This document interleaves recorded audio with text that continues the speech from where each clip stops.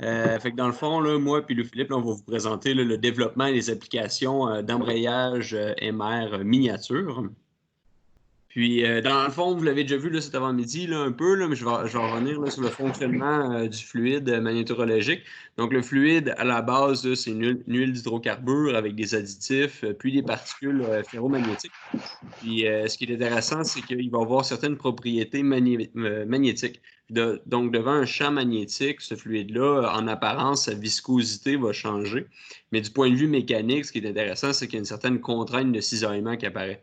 Puis, donc, vous pouvez voir là, sur l'image au centre, là, quand il n'y a pas de champ magnétique, les particules sont libres dans l'espace, mais quand on applique un champ magnétique, ils vont s'aligner en suivant ce champ magnétique-là.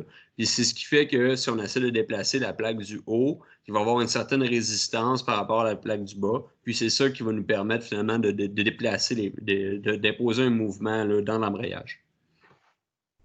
Puis, donc, par exemple, ça, c'est un exemple d'embrayage qui a été utilisé pour faire un certain repos, un peu qui a été présenté cet avant-midi. Donc, on a une masse de 410 grammes, produit un couple de 6,5 Nm, fait environ là, 50 mm de diamètre avec une longueur de 67 mm. Puis, ça a été assemblé avec des systèmes, avec des micro-soudages, puis des systèmes assemblés par serrage, finalement, tous des assemblages là, standards puis facilement disponibles.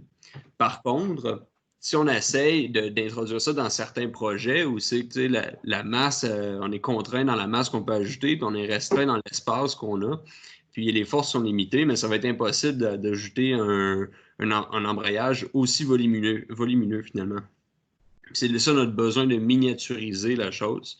Puis, nous, pour nos projets, on est arrivé avec des spécifications. On a besoin d'environ 0,5 Nm, une masse en dessous de 100 grammes, puis un espace, un volume d'environ 25 mm de diamètre par 20 mm de hauteur.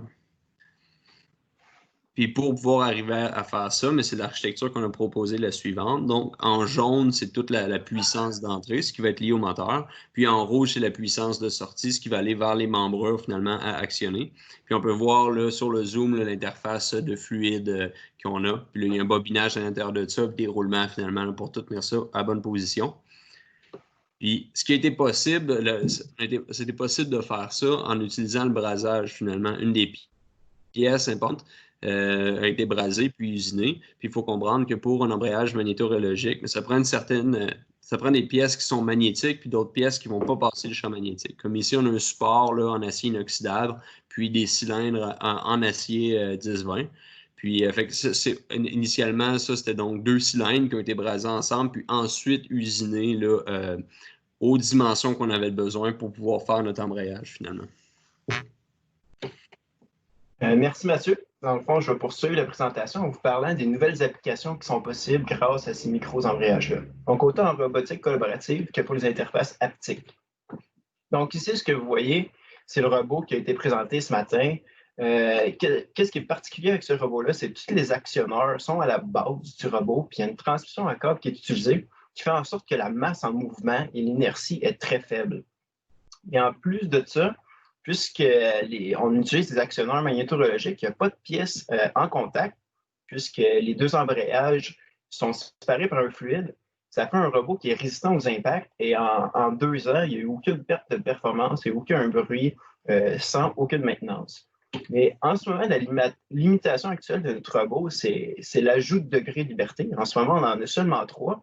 Et pourquoi ça devient difficile à rajouter? C'est à cause de la transmission en câble qui est assez complexe. Donc, on peut s'imaginer, si on veut garder les actionneurs à la base et les rediriger à l'effecteur pour ajouter des degrés de liberté, ça va être assez complexe. Donc, la stratégie qu'on a utilisée, c'est ajouter une nouvelle unité de puissance au niveau de l'avant-bras pour ajouter des degrés de liberté. Et si on veut garder tous nos avantages, dont la masse réduite qui permet de réduire les impacts, s'il y a des impacts avec une main, c'est important de réduire la masse ajoutée. Donc, c'est là l'intérêt des embrayages miniatures. Et comme vous voyez, le résultat qu'on a obtenu, c'est qu'on a été capable d'ajouter 3 degrés de liberté pour avoir un total de 6 degrés de liberté. Et la masse qui a été ajoutée avec cette unité de puissance-là est de 2,5 kg. Et ça nous permet de garder une charge utile quand même très intéressante de 4,5 kg.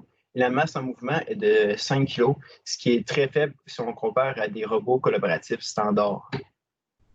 On a aussi utilisé ce robot-là pour faire une interface haptique Ce que vous voyez, c'est qu'on interagit avec un monde virtuel pour éliminer des zombies, des dragons. Ça marchait super bien, mais la prochaine étape, c'était de passer au dragon à la chirurgie. Donc, on peut s'imaginer que les forces qu'on a besoin, c'est des forces beaucoup plus fines, beaucoup plus petites. Donc, on était intéressé à garder la même architecture de notre robot et, dans le fond, réduire le tout. Et ça, c'était maintenant possible grâce aux embrayages miniatures. Donc, on a pris la même architecture d'embrayage et de transmission en câble qu'on est venu adapter pour faire un plus petit robot. Et bien qu'on ait réussi, il y a plusieurs avantages intéressants pour les embrayages miniatures MR, parce qu'il y a très peu de forces parasites, de friction par exemple, donc on est libre dans l'espace. On a une bonne capacité de force, puisque pour un volume donné, on a seulement besoin d'un volume et de plusieurs embrayages. Ça nous permet aussi d'avoir une interaction très dynamique, puisque notre bande passante est supérieure à celle de l'humain. Donc, pour faire une conclusion, les embrayages miniatures permettent d'ajouter plusieurs degrés de liberté à nos robots collaboratifs, aussi faire des interfaces haptiques. Donc, la suite de notre projet, ça va être vraiment d'assembler le design de notre robot à 6 degrés de liberté. Merci. Si vous avez des questions, n'hésitez pas à contacter soit moi, Louis-Philippe Lebel, ou mon collègue Mathieu Jardin.